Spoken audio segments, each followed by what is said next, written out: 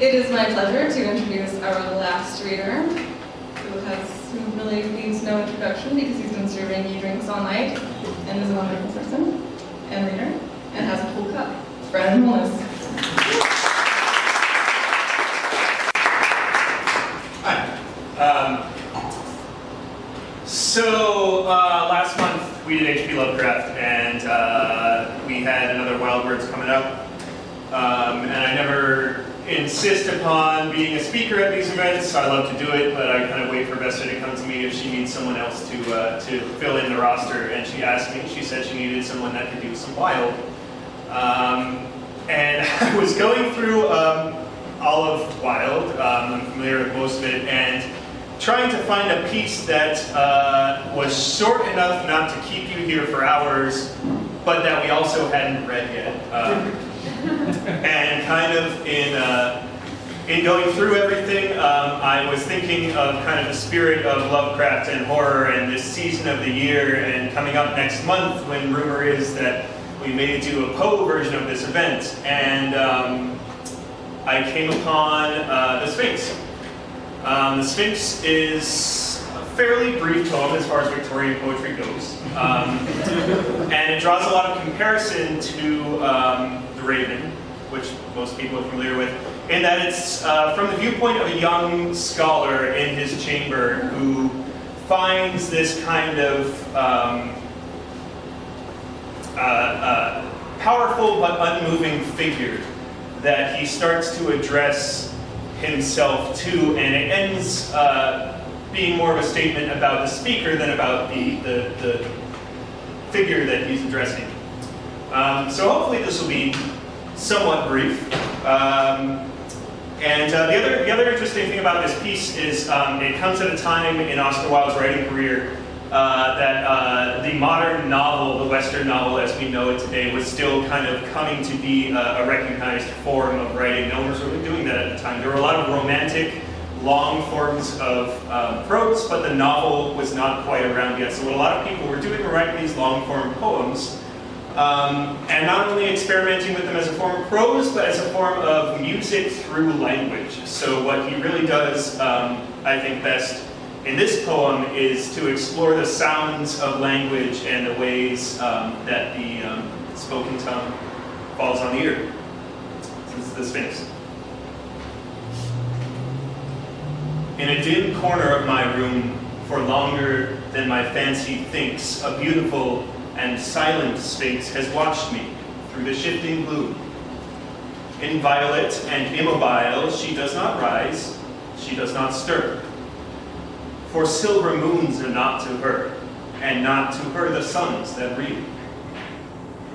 Red follows gray across the air, the waves of moonlight ebb and flow, but with the dawn she does not go, and with the nighttime she is there. Dawn follows dawn, and nights grow old, and all the while this curious cat lies crouching on the Chinese mat with eyes of satin rimmed with gold.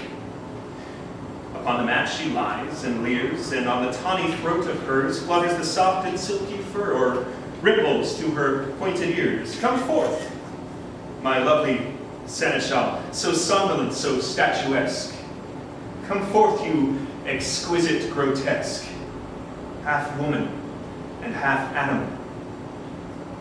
Come forth, my lovely languorous Sphinx, and put your head upon my knee, and let me stroke your throat.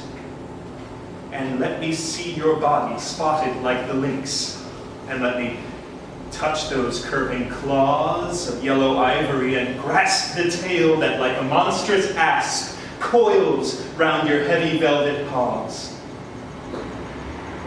1,000 weary centuries are gone, while I have hardly seen some 20 summers cast their green for autumn's gaudy liveries. But you can read the hieroglyphs on the great sandstone obelisks, and you have talked with basilisks, and you have looked on hippogriffs.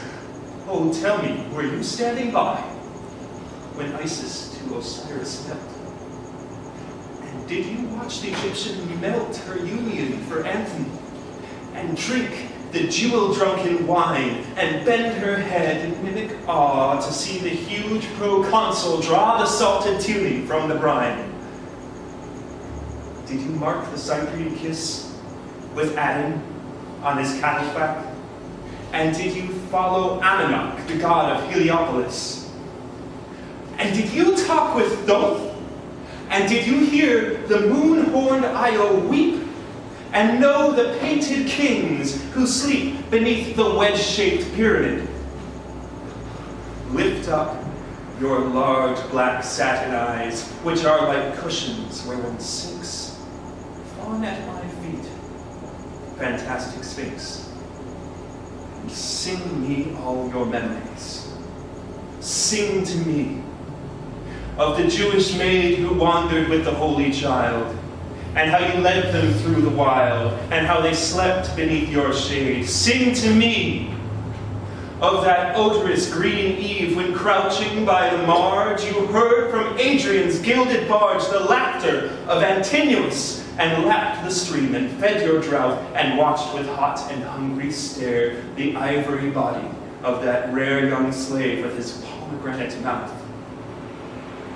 Sing to me of the labyrinth in which the two-formed bull was stalled. Sing to me of the night you crawled across the temple's granite plinth, when screaming through the purple corridors the scarlet ibis flew in terror, and horrid dew dripped from the moaning mandragores, and the great torpid crocodile within the tank shed slimy tears and tore the jewels from his ears and staggered back into the Nile. And the priests cursed you with shrill songs, as in your claws you seized their snake and crept away with it to slake your passion by the shuddering palms.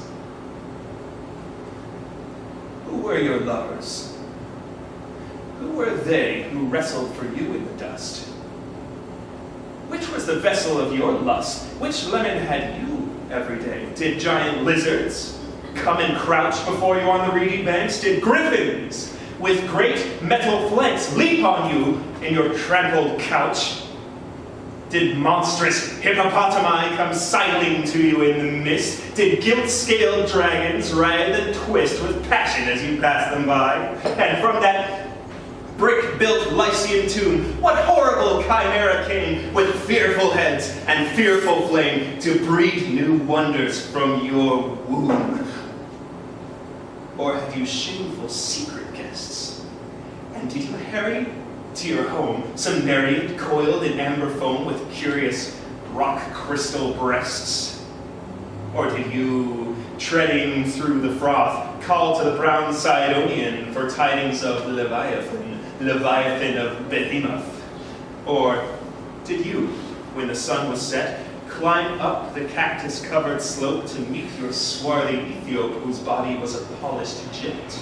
Or did you, while the earthen skiffs dropped down the gray Nilotic flats at twilight, and the flickering bats flew round the temple's triple glyphs, steal to the border of the bar and swim across the silent lake and slink into the vault and make the pyramid your lupinar, till from each black sarcophagus rose up the painted swathed dead? Or did you lure into your bed the ivory-horned Tragiophus? Or did you love the god of flies, who plagued the Hebrews and was splashed with wine unto the waist? Or Pasht, who had green barrels for her eyes? Or that young god the Tyrian, who was more amorous than the dove of Ashtaroth? Or did you love the god of the Assyrian, whose wings, like that transparent talc, rose high above his hawk-faced head, painted with silver and red and ribbed with rods of orichalk?